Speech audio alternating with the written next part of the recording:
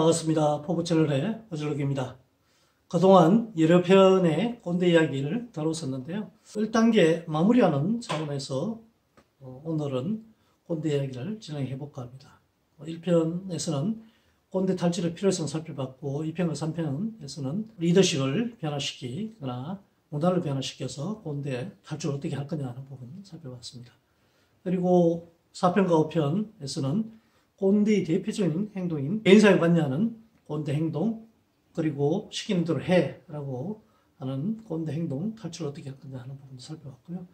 무엇보다 더 대표적인 이제 꼰대 행동이라고 우리 흔히 부르는 라떼는 말이야를 즐겨 사용하는 꼰대로부터의 탈출을 이번 6편에서 다뤄보고자 합니다. 그동안 다뤄봤던 내용들을 쭉 한번 살펴보시면서 같이 연결해서 조금이라도 이제 변화를 만들어내는데 도움이 됐으면 하는 바람입니다. 라떼는 마리아를 이야기하는 꼰대 행동들은 대표적으로 사용되는 언어 잘 아시는 것처럼 라떼는 마리아, 우리 때는 마리아, 그런데 요즘 애들은 우리 때하고 달라 이런 표현들 많이 쓰고 있죠. 그 자체 표현으로만 놓고 보면 뭐 별다른 거 없습니다. 그죠?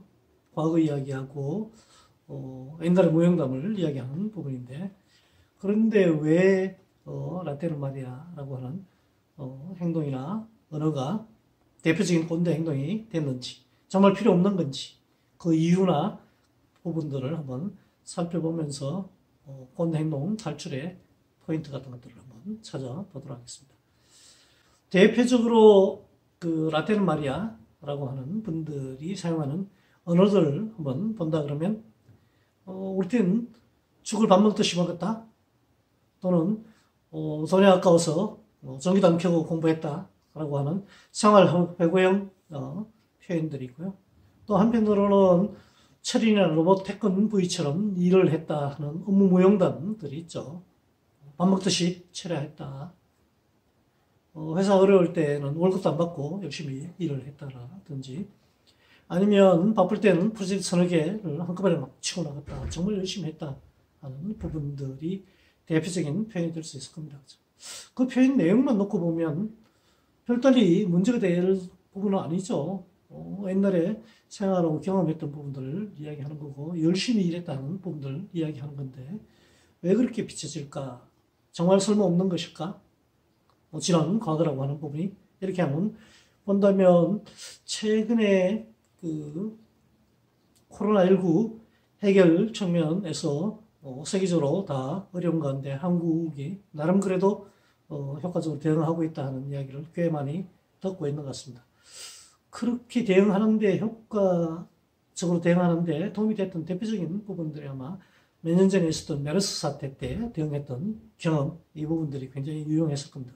그때 해왔던 부분들이 지금 바뀌어진 상황 속에서 굉장히 이제 의미 있게 어려운 상황들 대응하는데 도움이 됐다, 이렇게 볼 수 있을 것 같아요.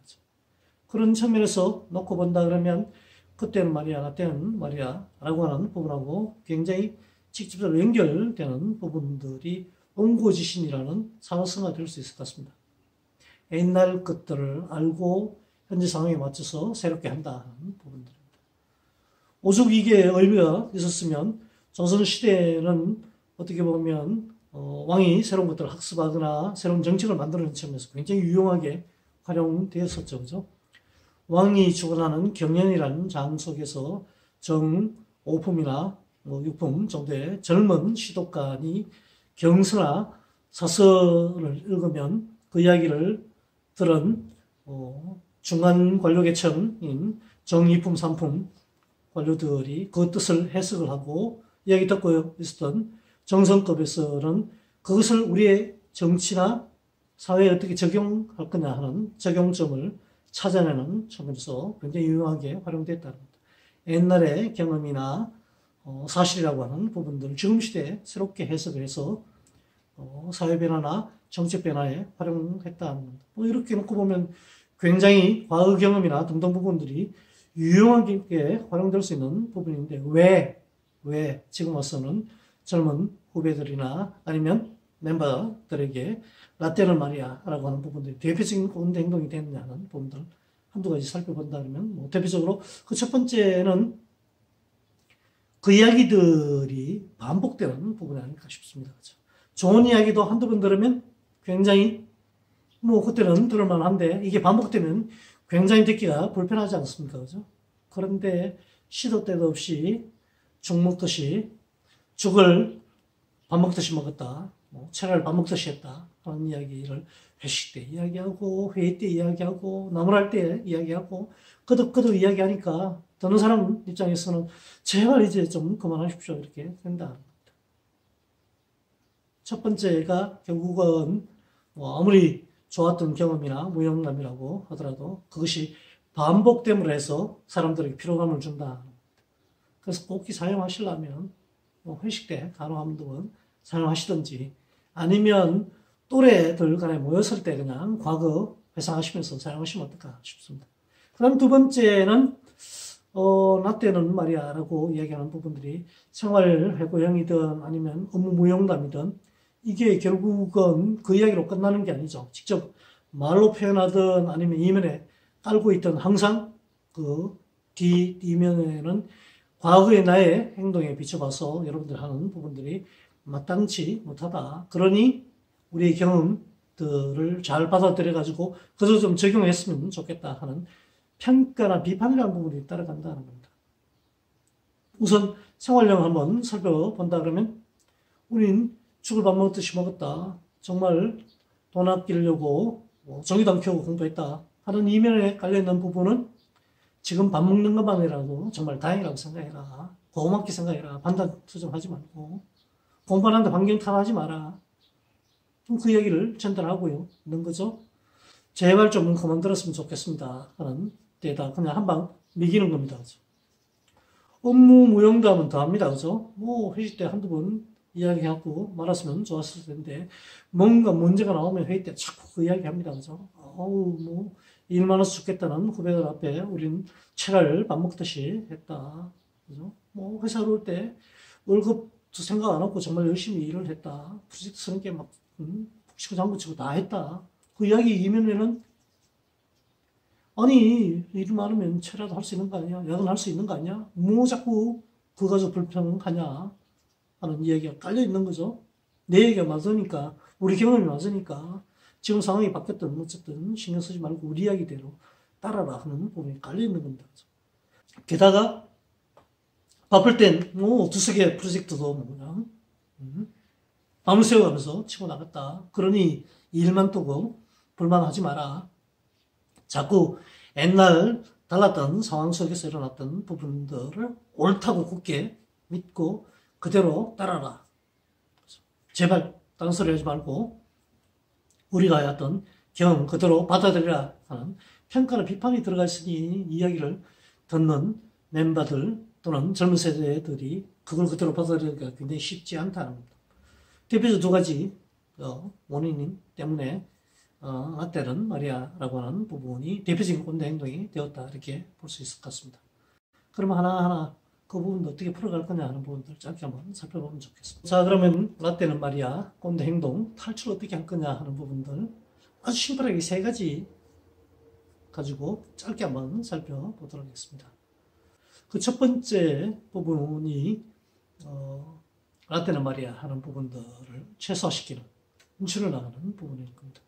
남 이야기, 옛날 이야기 클럽에서 듣기를 좋아하는 사람들은 없을 겁니다. 여러분들 또한 마찬가지로 좋아하지 않을 겁니다. 그래서 정말 꼭 해야 된다면 입이 간지러워서 이야기 안 하면 입이 간지러워서 못 살겠다라고 하시면 동기들 간에 모여가지고 같은 연배끼리 모여가지고 지나간 옛날 이야기 하시면서 시간을 소요를 하시면 어떨까 싶습니다. 젊은 후배들이나 멤버들에게 사용하시는 부분들 최소화시켜 나가도록 아주 심플하지만 효과적인 방법이 될 수 있을 것 같고요.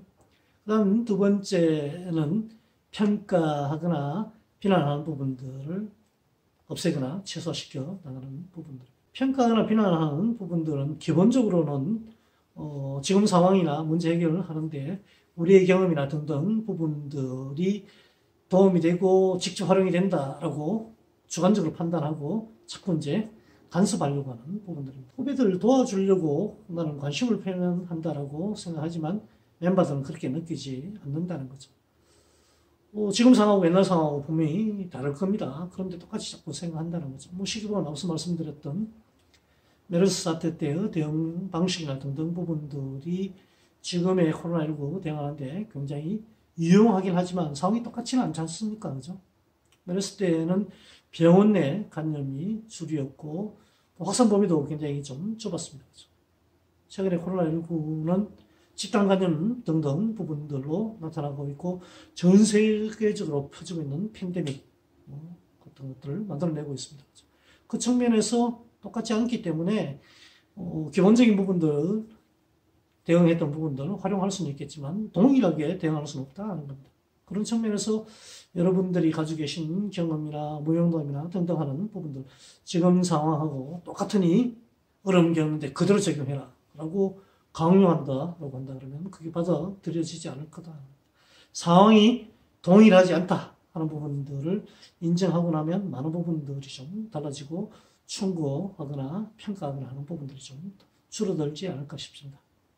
4편에서 개인사회 관여하는 꼰대행동 탈출에서 말씀드렸던 것처럼 아무리 여러분들이 관심을 갖고 후배들에게 나의 경험을 통해서 뭔가 해결을 돕는다라고 하더라도 받아들이는 사람은 간섭으로 느낀다.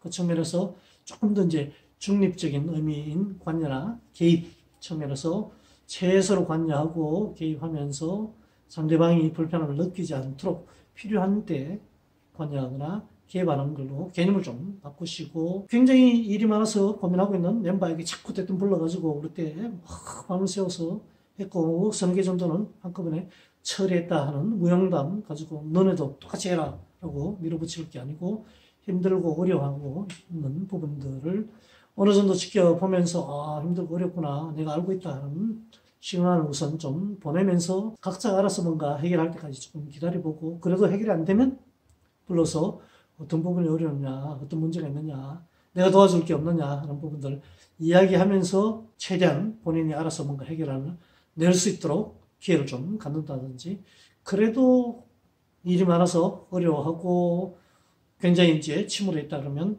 불러서 구체적으로 나의 경험을 좀 이야기하면서 하나하나 현재 상황에 비춰서 어떻게 달리 적용할 거냐는 부분들 조언을 한다든지 하는 형태로 많은 시간을 갖고 좀 기다렸다가 최대한 당사자들이 해결하도록 기회를 좀 주고 그렇지 않으면 조금씩 이제 관여하는 형태로 하신다 그러면 평가나 조언이 최소화된 형태로 내 경험이라는 부분들 후배들에게 도움을 줄 수 있지 않을까 싶습니다. 그 다음 마지막으로는 이해하고 공부하는 부분들 좀 높여 나가는 부분입니다.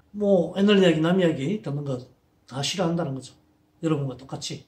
그거 좀 이해하시고 그 다음 반복해서 듣는 것 평가하거나 조언하는 부분들 내가 싫어하는 것처럼 후배들도 굉장히 싫어한다는 그 감정을 좀 그대로 이해를 하시고 공감해서 내가 이야기하면 굉장히 또 잔소리한다라고 느낄 수 있기 때문에 조심스럽게 최대한 피하면서 필요할 때 이야기를 하거나 등등 하는 형태로 여러분들이 자리매김하신다 그러면 후배들이 느끼는 나 때는 말이야 라는 공포에서 조금 벗어날 수 있지 않을까요?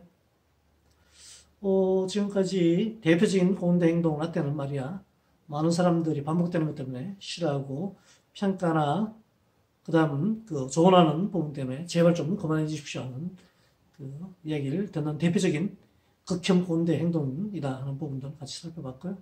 해결하기 위해서 여러 가지 방법들이 있긴 하겠지만 앞서 제가 2편, 3편, 4편에서 다뤘던 리더십을 변화시키는 부분, 문화를 변화시키는 부분, 그 다음 개인사에 관여하는 부분들 효과적으로 어떻게 대응할 거냐는 부분들을 다뤘던 내용들을 한 번 더 살펴보시고 라떼는 말이야 하는 부분들을 최소로 좀 사용하시고 가능한 평가하고 조언하는 부분들 좀 줄이거나 최소시켜 나가면서 이해나 공감도를 좀 높여서 의미 없는 라떼는 말이야 하는 부분들에서 탈출하는 그런 기회가 됐으면 하는 바람입니다.